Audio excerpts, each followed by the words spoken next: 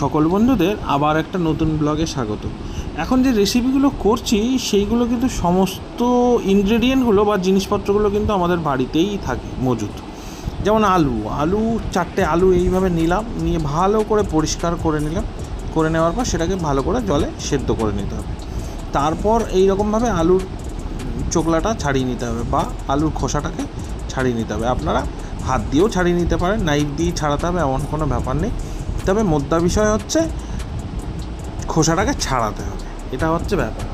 তারপর এই আলুগুলোকে যদি এরকম বাড়িতে গ্রেটার থাকে, গ্রেটার দিয়ে এরকম সুন্দর করে গ্রেট করে নেবেন। হ্যাঁ, অবশ্যই খুব সাবধানে করবেন, কারণ হচ্ছে এই ধরনের গ্রেটারগুলোতে হাত প্রচুর কাটে। তো গ্রেট করা হয়ে গেলে তার মধ্যে একটুখানি বাটার গরম করে, মানে মেল্টেড বাটার যেটাকে আমরা বলি, সেই রকম দিয়ে দেবেন। তার মধ্যে দেবেন খানিকটা হাফ কাপ মতো ময়দা, একটু লবণ, পরিমাণ মতো লবণ, গোলমরিচের গুঁড়ো, আর যদি মনে হয় আপনারা কাঁচা লঙ্কাও এর মধ্যে মেলাতে পারেন, কিন্তু সেটা খুব চপ করে। পেঁয়াজ মেলাতে পারেন, সেটাও কিন্তু খুব মিহি মিহি চপ করে। আর একটা জিনিস আপনারা মেলাতে পারেন, সেটা হচ্ছে লঙ্কার গুঁড়ো খানিকটা মেলাতে পারেন। আমরা কোনো কিছুই মেলাইনি, কারণ বাড়িতে বাচ্চারা খাবে, সেই কারণে এই জিনিসগুলো আমরা মেলাতে কম চাই। তো এই রকমভাবে মিলিয়ে নেওয়ার পর একটা মণ্ড তৈরি হলো।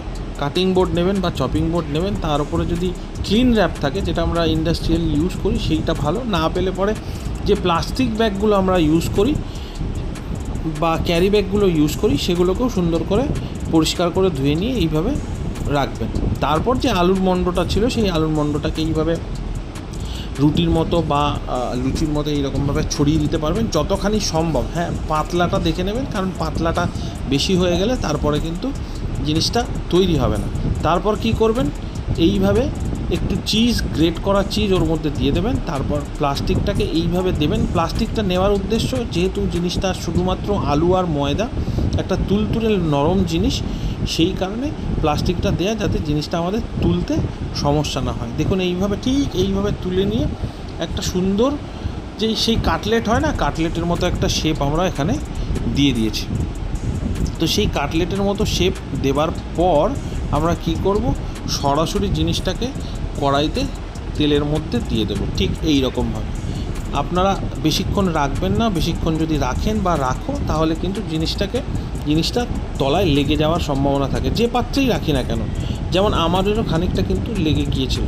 তো যাই হোক, এইভাবে তারপর আস্তে করে কিন্তু একটা পিঠ হওয়ার পর চেষ্টা করবেন আরেকটা পিঠ যাতে তেলটা ওপরে দিয়ে দেওয়া যায়। তেলটা ওপরে দিলে পরে নিচের তলাটা ঠিকঠাক থাকে।